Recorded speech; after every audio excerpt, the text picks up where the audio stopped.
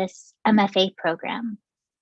It's their third year, so that means that they are days away from graduating. Each person on each day will give an overview of the work they've done during their 3 years of the program. It's my pleasure to introduce Lisa Jarrett for a more in-depth introduction to the upcoming lecture. She is Associate Professor of Community and Context Arts at Portland State University's School of Art and Design and co-founder of KS MoCA and the Harriet Tubman Middle School Center for Expanded Curatorial Practice in Northeast Portland. Welcome, Lisa. Thank you so much again, Laura. You're an amazing MC for Assembly TV 2021. It's fantastic. Welcome to everybody that's rejoining us this afternoon. As Laura mentioned, each afternoon at 3 p.m. Pacific Standard Time, we will be hearing from our 2021 candidates for the MFA in Art and Social Practice degree. These are our third year students anticipating graduating any minute now. It's a very exciting time for all of us. This afternoon, I would like to extend a warm welcome to Carlos Reynoso. Carlos, welcome. This is a really big moment. We're very much looking forward to your talk. Carlos uses he, him pronouns, and his intersectional practice and artistic endeavors started in Mexico, Baja California, and Carlos grew up in Los Angeles. He uses his personal experiences through storytelling to uplift various communities that he belongs to as both a queer person and an immigrant person. Carlos is very interested in collecting ephemera and archiving as a method of storytelling and cultural preservation. Thank you so much, Carlos, for being here today, and welcome. We look forward to your graduate talk. Thank you so much, Lisa. Gracias. I'm going to share my screen to continue my lecture. Okay, can y'all see my screen? Yes.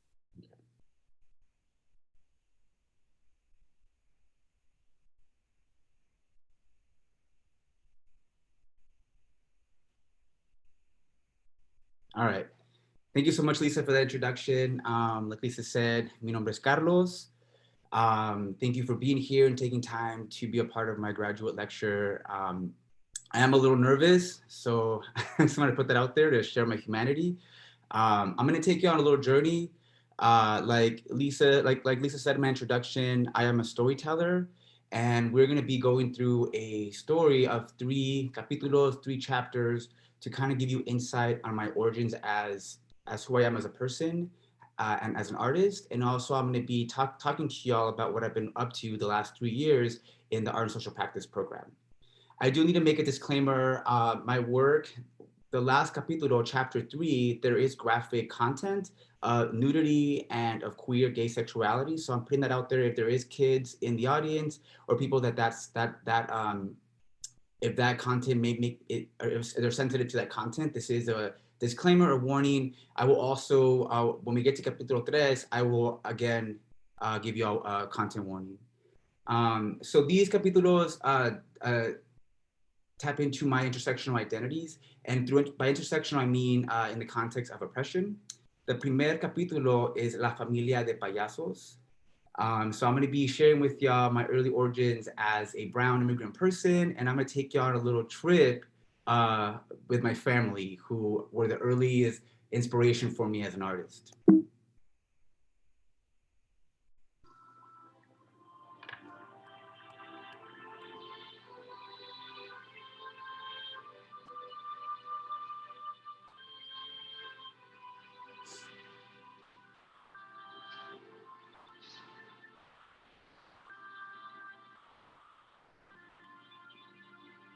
Whenever I see the bridges that connect Los Angeles with East Los Angeles, I remember my family. I remember my father and my mother. My brothers, Chucho, little Jimmy, and Memo the lawyer. My crazy sisters, Tony and Irene.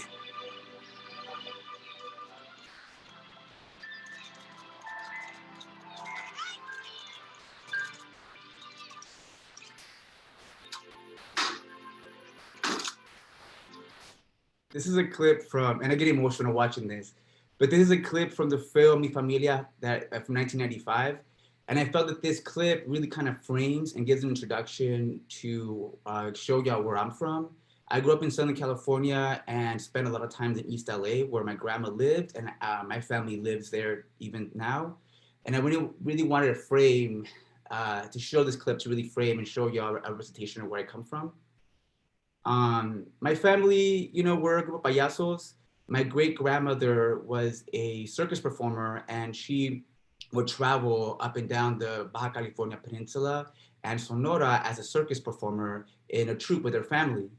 So that need, that I guess that like identity has lived in my family generationally. Uh, so we are performers, we are payasos. We like to tell stories. We are theatrical. This image here is of mi tía Norma and El Encuentro performing. El Encuentro is a family gathering that we do once a year in a ranch, a farm in Ensenada, Baja California. So my family, having that in our blood, we are performers, we are theatrical. We love to get together, we like to tell stories, we like to put on costumes.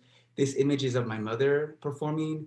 My mother is very theatrical. That's kind of my first inspiration to storytelling and being a theatrical person. My mom loves to carry props with her. She has wigs. She likes to put on stories. She likes to perform. So that need to be theatrical and that need to want to be a storyteller came from early on in my life through these type of gatherings with my family, being payasos. This is mi tía Chuchi performing also at El Encuentro. I come from a family of immigrants. I was born in Mexico, Baja California. This image here is of my father, my older sister Carla, and myself. So for us, my relationship with the U.S. is very complicated and very complex. We didn't just cross the border once, we crossed the border many, many times. For us to go to gatherings like El Encuentro when I was a youth, we had to cross illegally. It was a regular experience that we had to go through as a family. So my first year in the program, I really wanted to explore that experience. And my first year, my little sister, who is a first generation born in the U.S., we worked on a film and a project together to tell stories of our experience of being an immigrant family and what it's like to not just cross the border once, but to cross the border many times in order to be with our family. So we made a film, and in the film, my family as a whole tell our experiences on what that experience was like. So here's a clip of that from my own personal experience as el hijo. Yo crucé la frontera con mi familia en 1987. We moved to Los Angeles to be close to our family that had already immigrated. We lived in different casitas, sometimes close to family, other times in tall apartment buildings. One time we lived in a big compound somewhere in South Los Angeles with mis primos Patita, Gabi, and Victor. Mis primos and I would play in a dirt field together, sometimes inside broken down cars. Mi hermana Carla, yo y mi hermanita Natalie got to visit Mexicali for Christmas, and we got to stay con mi abuelita Nati. She had a giant house with a big dining table and a beautiful painting of a boy wearing blue clothes. She had a glass chandelier, and mi hermana and I played. We lived in a castle or haunted mansion. Her house smelled of warm food and old plumbing.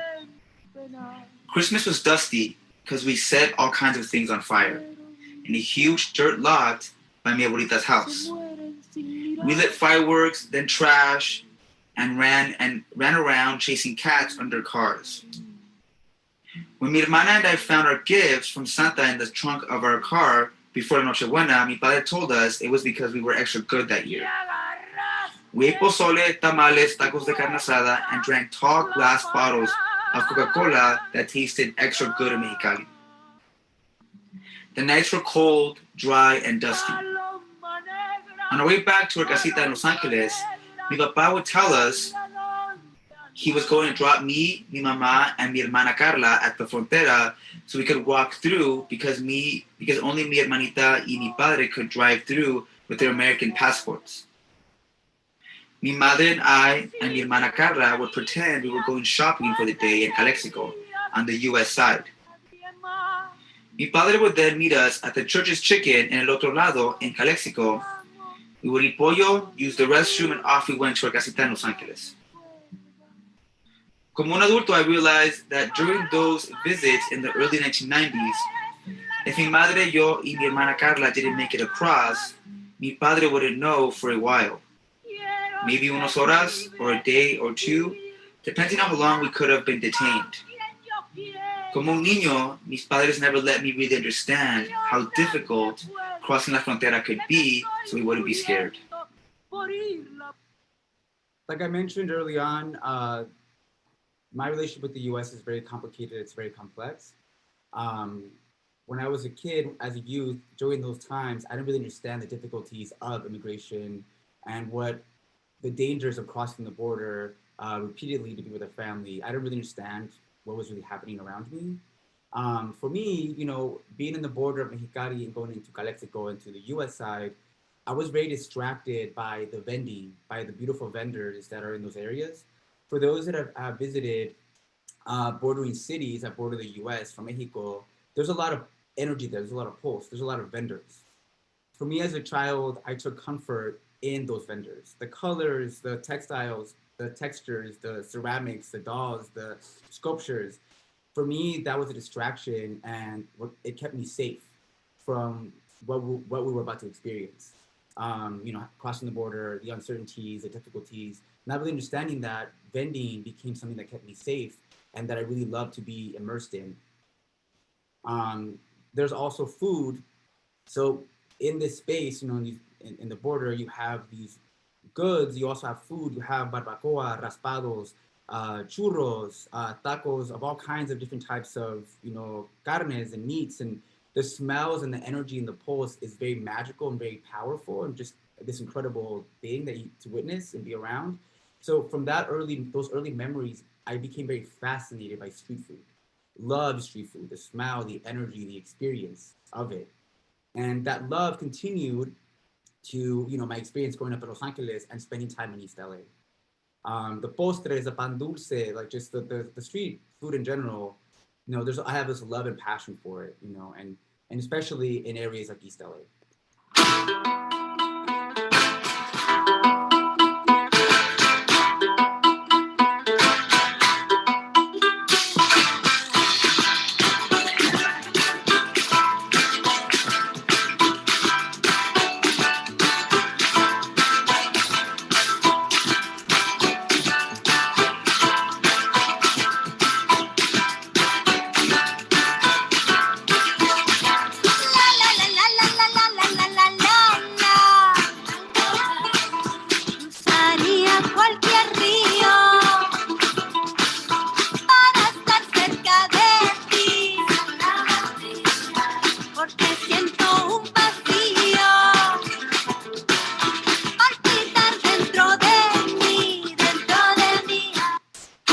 That was a clip from a project that my cousin, my prima Isabel, and my little sister Natalie created in 2014, and it's ongoing. The project is storytelling and community-led project where they highlight and focus on street vendors and local vendors in East LA to combat gentrification. The neighborhoods where they go and highlight vendors are various communities that are very vulnerable to gentrification. The project is intended to really encourage people to support these local vendors who are part of the culture in these communities and also validate the goods and talents of these vendors.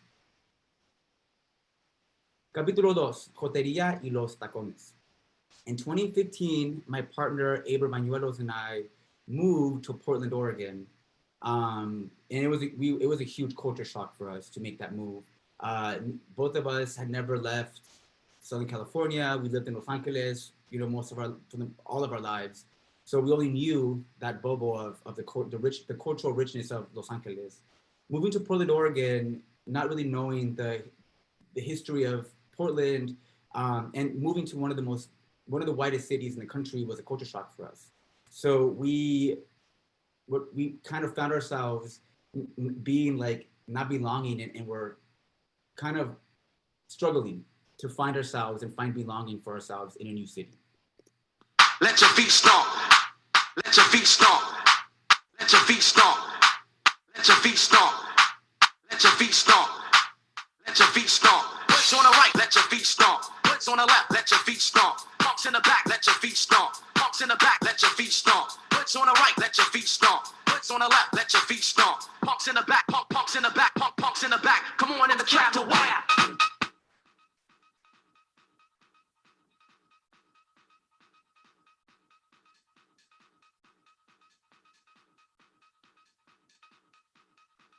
In the back, come on in the trap to wire. In that first year of living in Portland, missing home and being desperately homesick, we latched onto each other for support, and also created what we longed ourselves in our own house, in our own home. You know, what we wanted, what we craved, what we wanted to be a part of, we kind of just created that and cultivated that ourselves. And in missing of home, the one thing that we missed more than anything else was street food. And Portland, Oregon has phenomenal street food, but the street food that we missed was the street food that you would find in East LA, on Soto, in Boyle Heights, you know, in those neighborhoods. We really missed the energy and pulse of street food. So in our first year of Portland, we were thinking and trying to maybe bring that energy and pulse to Portland ourselves. So in 2016, we decided to become street vendors. And in developing this idea, this venture of becoming street vendors, we also wanted to really bring our intersectional identities into this thing that we were now talking about and trying to create. We really wanted to bring our veganism. Everyone and I were both vegans, and that was a huge part of our identity. We also really wanted to bring our queerness into this thing, this street vending venture that we were thinking about cultivating and creating. My partner and I, our love language is cooking. We love to cook. My partner, Abram, is a vegan chef. So we were thinking about what should we share with our community? As vendors, what are we gonna sell? So we decided to sell tacos and become street vendors selling tacos.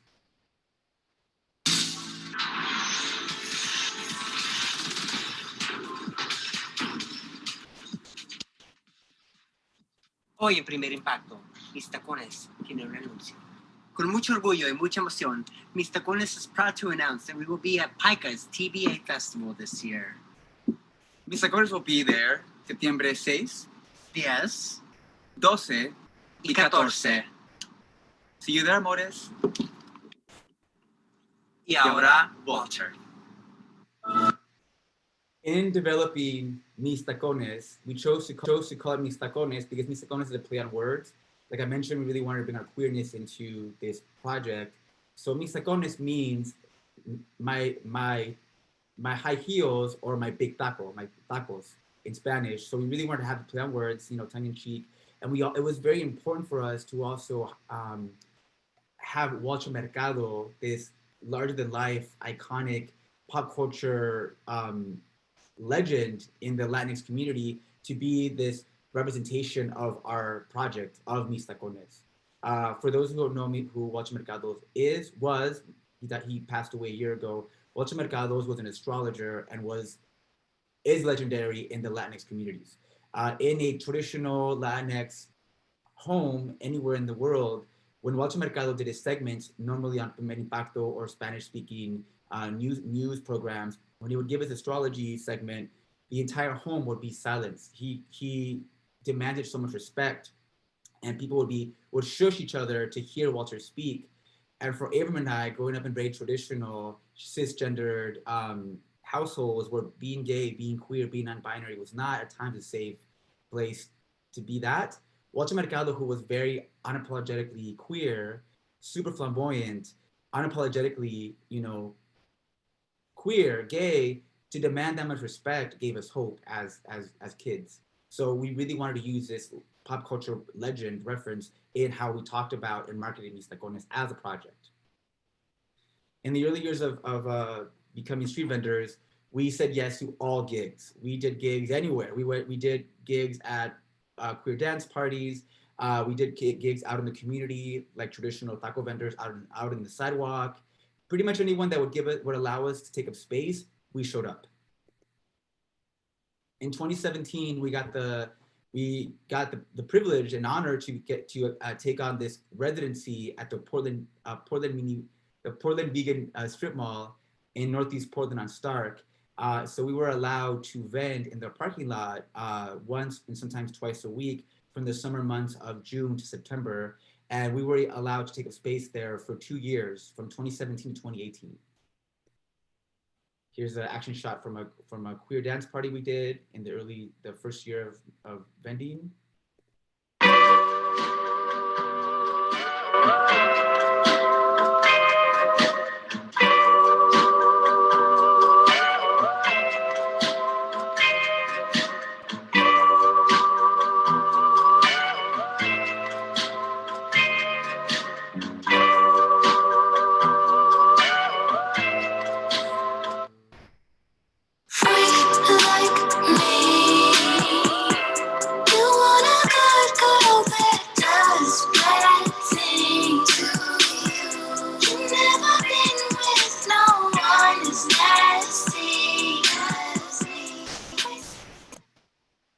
And also in marketing and putting together events and showing our food and what we have to offer, Abram and I really love to play with nostalgia and really pick and we kind of just like pull from our childhoods growing up in the 90s and be colorful and be loud like Walter Mercados and be colorful.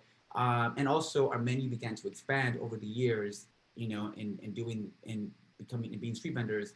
We started off doing only tacos and like I said, always vegan. My partner, we created our own seitan. He developed our own seitan recipe, and that's what we use for protein. We created and mastered our own recipe for the protein, and we also added menu items like papas nachos, tortas, California burritos. So we really wanted to keep it street food. It was a vegan, feel good, you know, street food. That's what our identity was, and we wanted to sell with Mis Tacones. Hey, hey. Woo!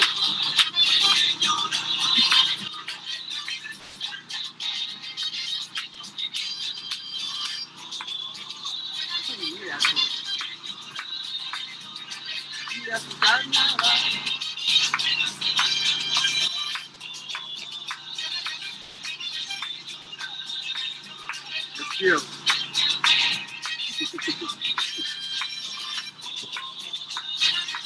Yeah! Yeah!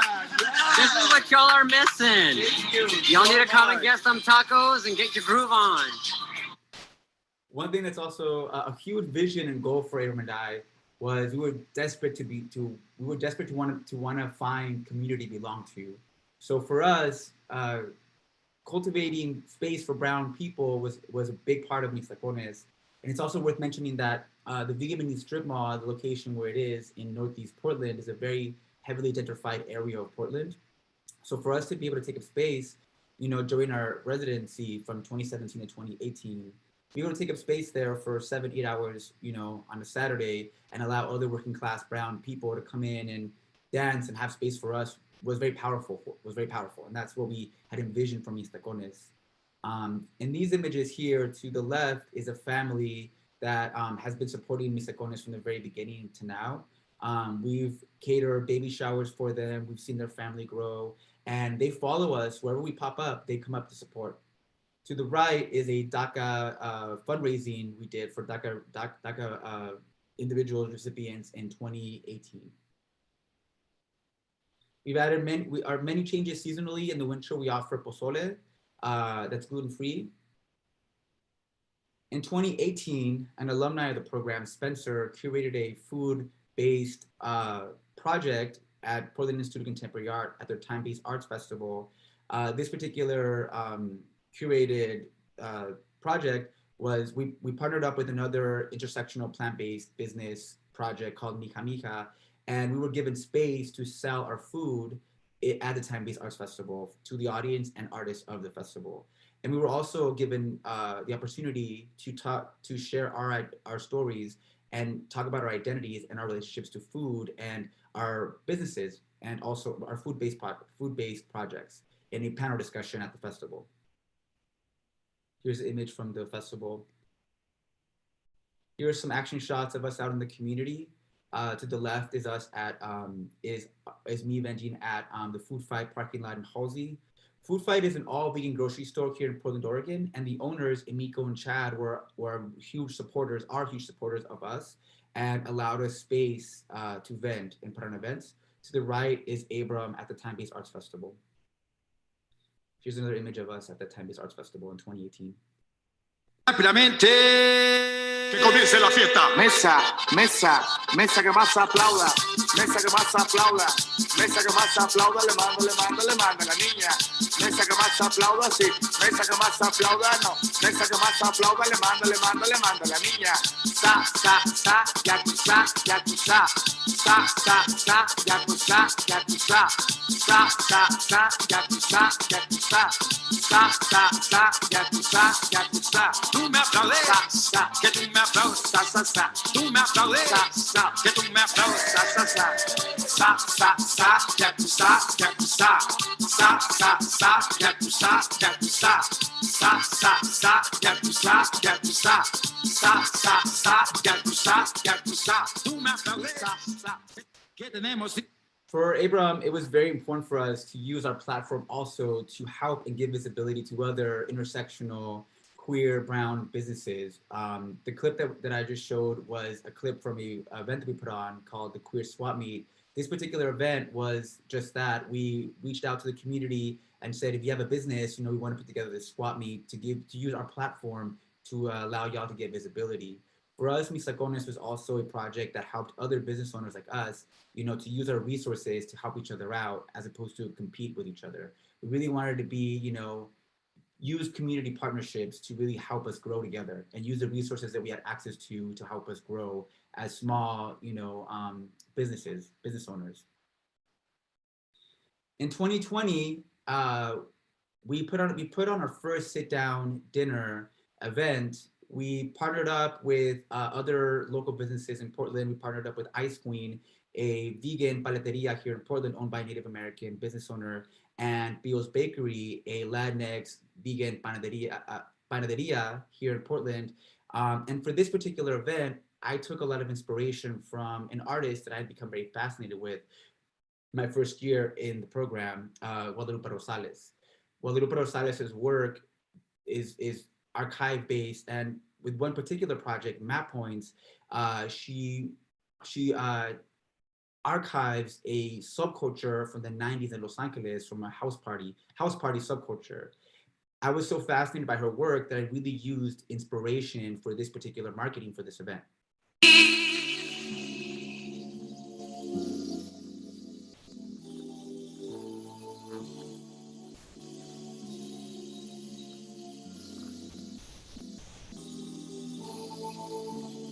Boy, you should know that I've got you on my mind, your secret admirer. I've been watching you at night.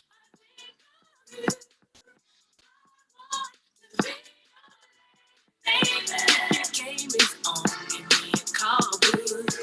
If your love is strong, let me get my all.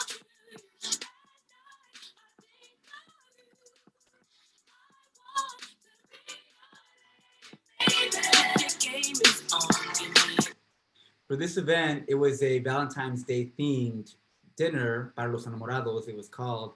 And I pulled the inspiration by Rosales in like a throwback to Star Shots, which is glamour shots that were really popular in the 90s and were very popular within the subculture that Rosales taps into with her work. With this project, Map Points, a collective memory, Guadalupe Rosales called out to her community that she was a part of and collected images, ephemera, objects from that particular culture. And this project was very special to me because in these images and in the archive that Rosales created and put together, I saw images of my family. I grew up, in the 90s in Los Angeles. I grew up in the same neighborhoods where a lot of these working class kids were from, and were creating this subculture, which was house parties. During this time in Los Angeles, these working class kids really had nowhere to go, so they created their own culture. They created their own language. They created their own genre. through these house parties. The house parties were usually underground in various locations, and there was crews of kids that would create these parties. My sister Carla, you know, I was young during this part of during this culture, during this time. I was young, but I saw it through my sister Carla and my older cousins. Through my sister Carla, she was part of a party crew in the 90s. Her nickname was Sunshine. And through her, you know, I would see the clothing, the music, the flyers, everything that Rosales talks about in her work, I saw through my sister. So this project, one, was very important to me because it was a representation of my identity and my family. And two, I saw what an archive could be. I found that archiving through the way Rosales did was very interesting, and I found it very fascinating. Here's an image from the archive of Rosales' work. Capítulo 3, la colección. And like I mentioned earlier, this is the final capítulo, but in this particular chapter, there is graphic content. So for those, if there's children in the audience, if people are sensitive to graphic content of nudity, queer sexuality, this is a content warning for y'all. Capítulo 3, la colección. In my early 20s, I was very involved in advocacy in public health, and especially within the HIV field. So I worked as an HIV testing counselor at various commercial sex venues in Los Angeles. At the time, there was about 13 bathhouses and commercial sex venues, and my job was to travel to these locations and provide sexual education, provide condoms and lube, and testing for gonorrhea, chlamydia, syphilis, and HIV.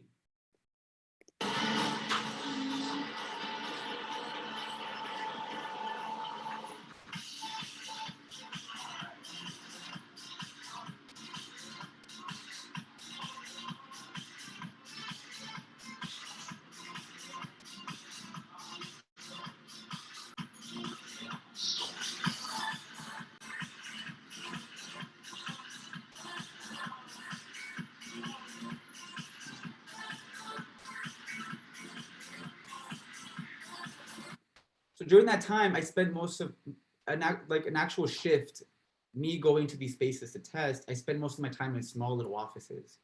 And in the offices, that's where I had the tools to test and also provide counseling sessions. And out of the 13 venues that I was, hired through the county, through the nonprofit, some venues were high volume of clients, patrons that would go, and others were completely empty. Sometimes there'd be one or two patrons, customers in the space, and I would spend 6, 7, 8 hours, in an office, sometimes testing 10, 15 individuals. Other times, no one would come in at all. So what started happening during those shifts and being in those spaces was regulars of these bathhouses, sex clubs they got to know me, and I built rapport, and a lot of them would come into my office and they would share stories with me. They saw me, a lot of them were elders, so they saw me as, a youth. So they really wanted to educate me and give me the history of what bathhouses were and what they meant to them. And they would also share their personal history. And in those stories and being, and hearing these elders and these regulars tell me their stories, something very special began to happen. I saw culture, being given to me. So during those times, I became a collector of those stories, because there was nowhere else that I could think of where these stories lived, and there was all these different bathhouses with different history and different population of men and bodies that would visit these spaces, so I was very fascinated by the stories, and I kind of wanted to, hold on to them and collect them somehow. This is what testing looks like. So in one of those particular shifts during the time of being an HIV testing counselor, in one particular venue called Slammer in East Hollywood, I was working a shift, and this one regular named Chris, also LA Drawboy, we had gotten to know each other over the years, and we worked in those spaces, we built rapport. And also Chris shared with me, once we became friends and got to know each other, he shared with me that at one time he was an illustrator for Tom of Finland. Tom of Finland, for those who aren't familiar, was a homoerotic illustrator who would create these homoerotic pinups and homoerotic drawings. And Chris, at one point, was an illustrator with Tom of Finland. And in building a relationship, a friendship, he chose to draw a portrait of me. That said, these portraits look nothing like me. What Chris created was an alter ego, a fantasy of me. And I held on to these drawings for a decade because I felt that Chris created this alter ego, this fantasy of me. And to me, it was like, this is like a representation of something I could never be. In the drawings, you have this very confident, sexually liberated person, and I never felt that way. And I held on to them because, I wanted to be that person in those drawings. My first year in the Art and Social Practice program, I decided to start my own collection inspired by Rosales. I chose Instagram as a social media platform to get visibility and have visibility for the project. And that year I launched my project Proyecto Bathhouse. I decided to keep the project's title intersectional because when I would go to these bathhouses as a testing counselor, in my early 20s, the majority of the individuals that I would see were intersectional. So I decided to keep the title intersectional in Spanglish. And within the first couple of months or year of using Instagram, similarly to when I was a testing counselor, people that I would meet wanted to share stories with me. They really wanted me to collect their experiences. And again, I became a collector of stories. A lot of guys that I would meet would see my project, were interested in what I was doing, were interested in that I wanted to preserve this bathhouse culture, and they would share stories with me. So I thought, this is exactly what I want. I want to collect stories, and also ephemera. I also wanted to collect poppers. For those that aren't familiar with poppers is a aroma. It's very similar to whippets. It's very popular within the queer gay culture. If you go to a bathhouse or a sex club, a lot of the times they will sell these aromas. When you go to these spaces, you can't buy them as poppers. You have to buy them as aromas. It is a drug. It is a drug, and it's very popular in the community. But I was interested in collecting these bottles because they're a representation of the culture. I also collected matchboxes. Whatever I could get my hands on, I would piece together and collect. And a collection was starting to form. I collected whatever I could get my hands on. They became a part of this archive. However, in 2020, the project shifted drastically. So right now we're at, for those in the PDX area, y'all probably recognize this, maybe you don't recognize it. This is the patio, or what's left of the patio of Hops PDX. I'm not gonna lie, but I get nostalgic because when I first moved to Portland, this is a spot that I would frequent a lot. And even before COVID, this is a spot that I would frequent a ton. It kind of breaks my heart because the patio is almost unrecognizable. For y'all that in the Portland area that maybe have come to communion, came to the lunch hour, the happy hour lunch, $6 to get in for a locker. This is Hawks PDX's patio. It had little awning, little tables over here. This is what's left of it. This is the parking lot. I remember whenever I would come to Hawks, I would always check the parking lot to see how many cars, to see how many people were in there. And then I would check my grinder and scroll up to see who was in there. But this is Hawks. They shut down, but they opened up a second location, or opened up a new location over in the Mall 205 area, which should be open hopefully in the near future. But I just want to make a little video to show Hawks PDX. If y'all in the Portland area, if y'all been, y'all know. For those that aren't, this is a great fucking establishment. Still is.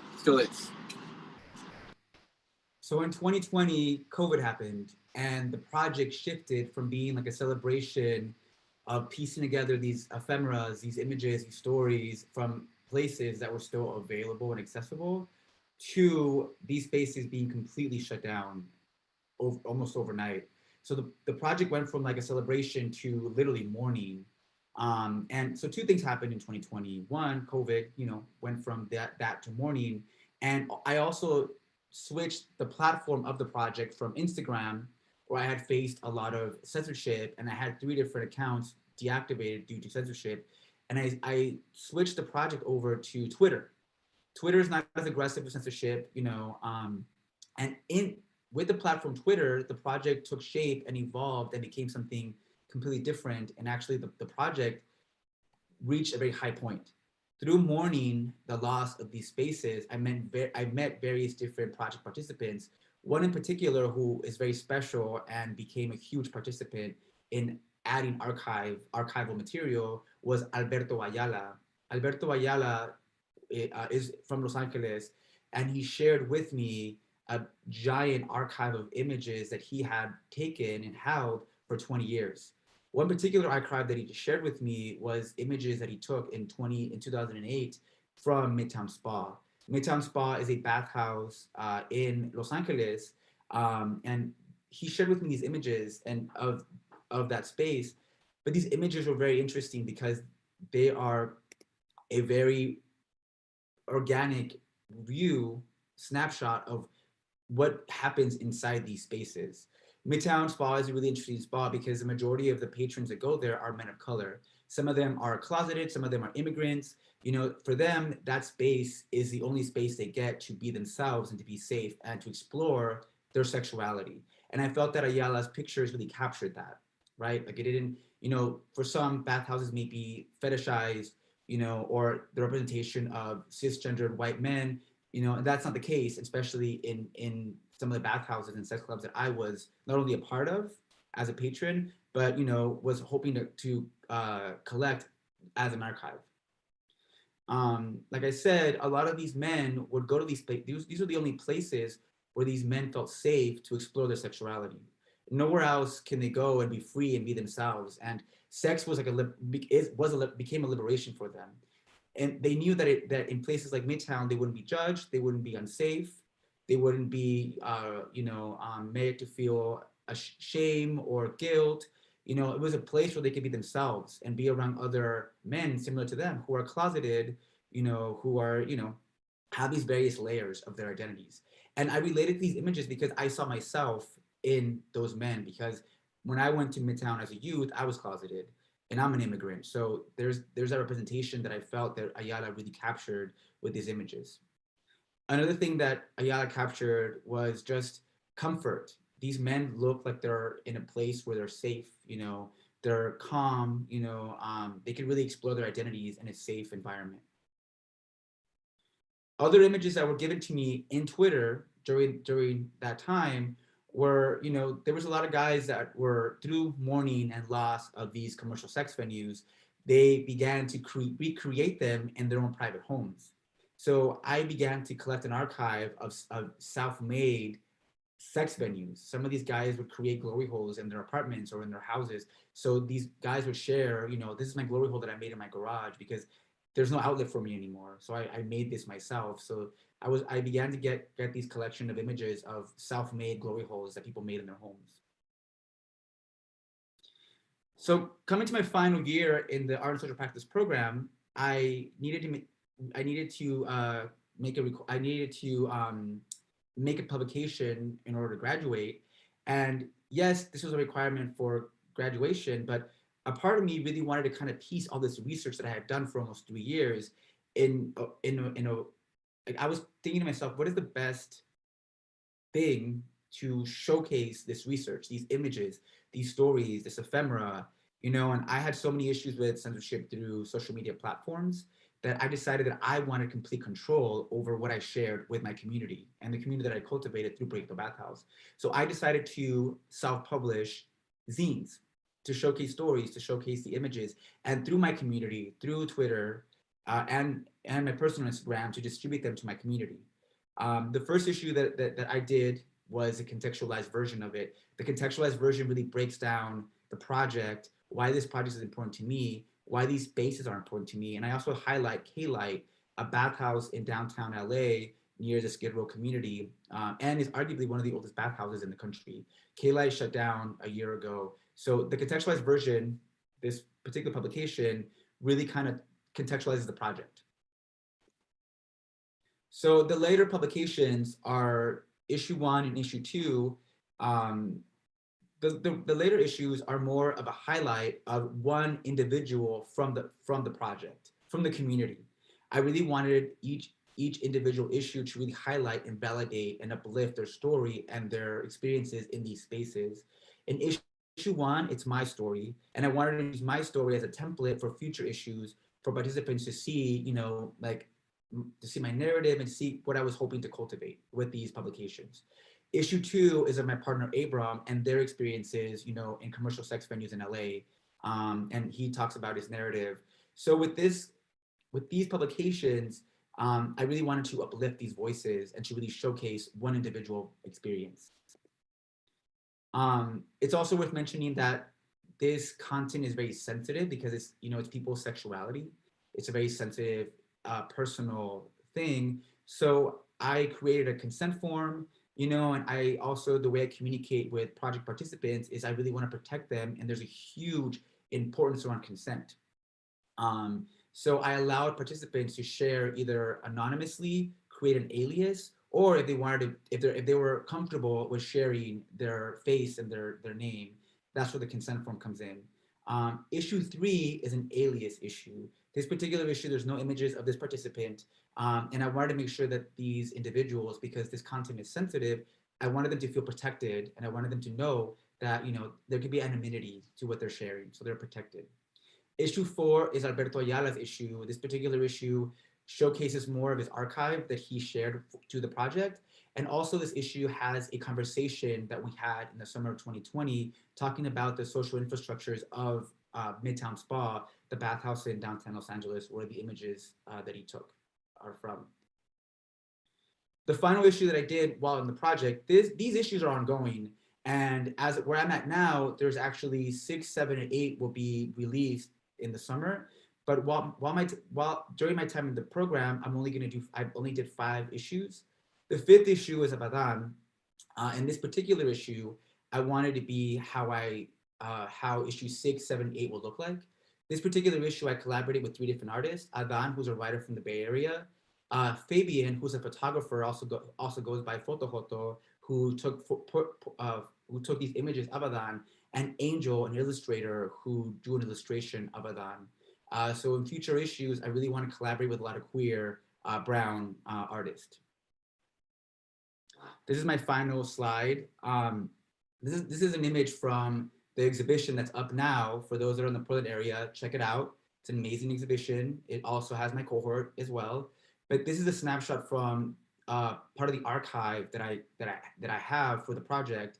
And going back to Rosales' work, Map Points, I felt that through that project, she took that subculture, which was predominantly working class youth, and elevated them and uplifted them in art spaces, in the world of art context. That project has been a part of documentaries. It's been showcased in different gallery spaces. She really uplifted the voices of those youth that normally wouldn't be uplifted in those spaces. I wanted to do the same thing with my project. I really wanted to uplift this community that normally is in the dark, that's underground, and also show people that in commercial sex venues, there's humanity there.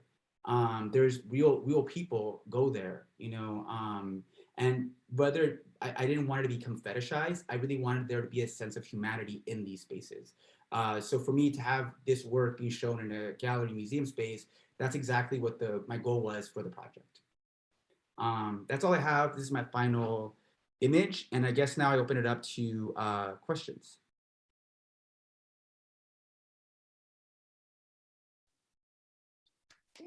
Thank you, Carlos. Thank you so much. Yes.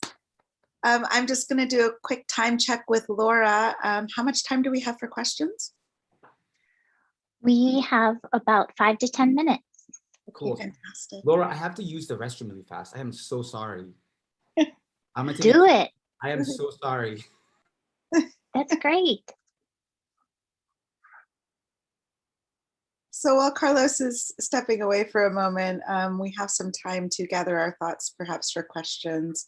If you want to put them in the chat, that's one way to do it. If you prefer to come on speaker and screen, which I think is quite nice, that's another way to do it. And we'll just pause for a second while we wait for Carlos.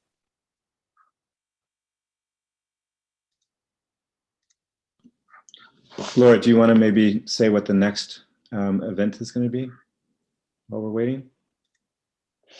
Thanks. Sure. Let me take a look.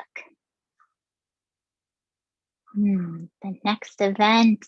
Oh yeah, I can grab my TV guide. Next up will be Brianna's bunny reunion and tour. So if you're planning on bringing your bunny, you might just want to give them a heads up that they should just be getting ready to be on camera, I'm assuming.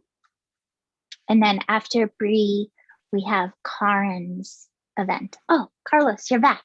I'm going to hand it back over to you.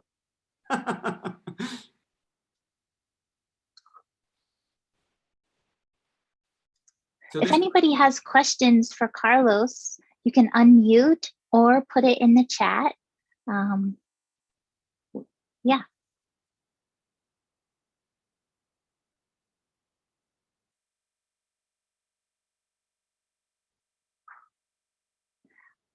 Carlos, I'll ask you a question because I'm super curious. What was your highlight of making these zines? Well, I think so. I'm not a designer at all. You know, I've never like designed a publication. But I discovered that like I am a designer, like a natural designer. So like it took me a while to kind of get it down, you know, and once I did, it just came so naturally to me. And I really enjoy doing it. I love designing. I love it so much.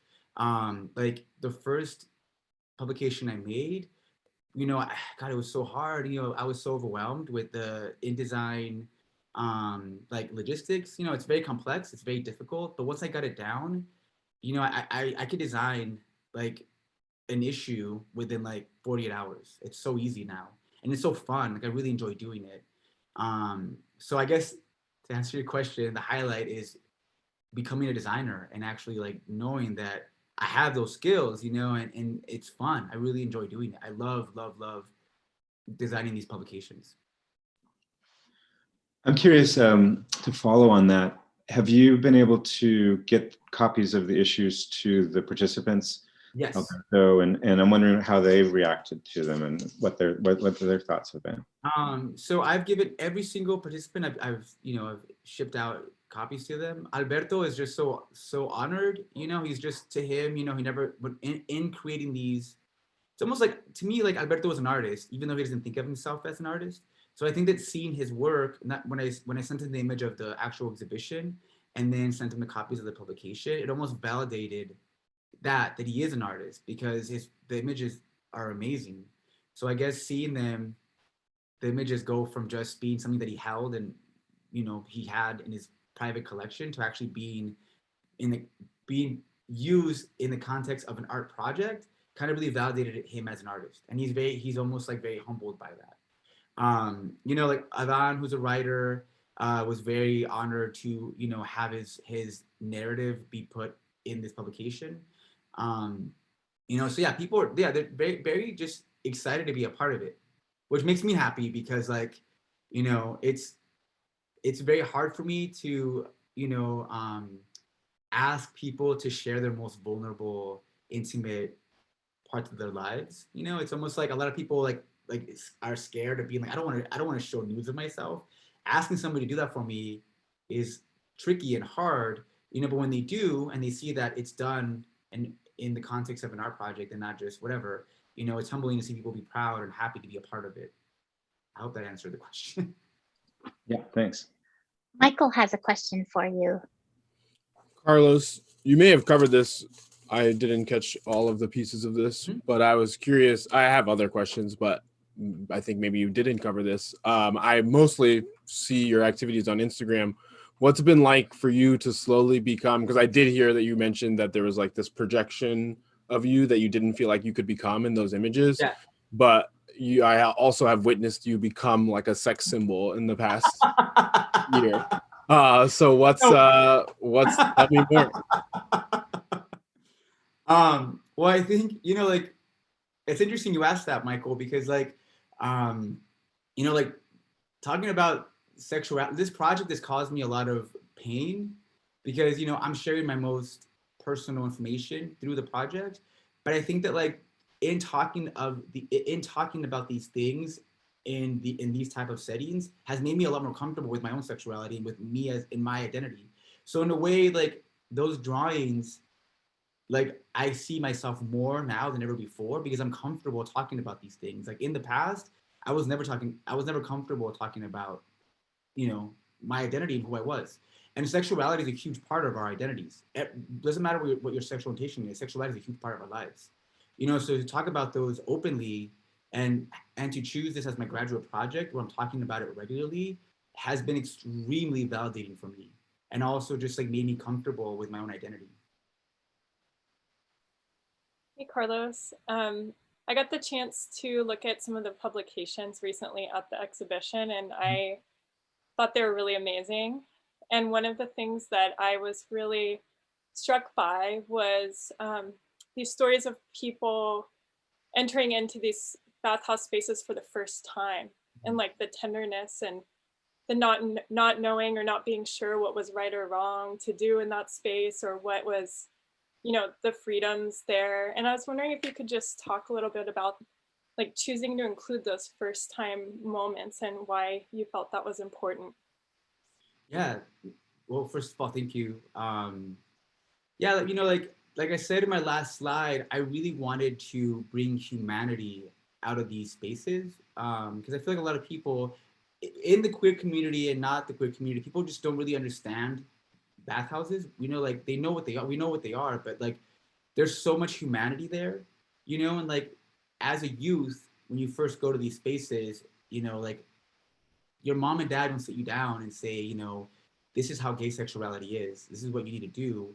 No one teaches you that, you know. I mean, if you have an elder that mentors you and you know exposes you and shows you how to be, then you may know. But if you don't, then when you go to a bathhouse, you don't know how to behave. There's so much like complexities. There's rejection, you know. There's danger. There's excitement. There's, you know, a sense of liberation, you know. But like as a youth, not really knowing, and when you first go, I thought it was very important to share that because, you know, like it's a huge part of that. It's a huge part of the experience, you know. And again, it brings out the humanity in these spaces, and that's what I was really that's what I really wanted. I didn't want people to think that I'm just like interested in like pornography. I mean, a part of me is, but the goal of the project is to bring humanity out of these spaces and to really share that real people go to these spaces and there's fear, there's discomfort, there's pain, there's trauma associated with going to these spaces as well.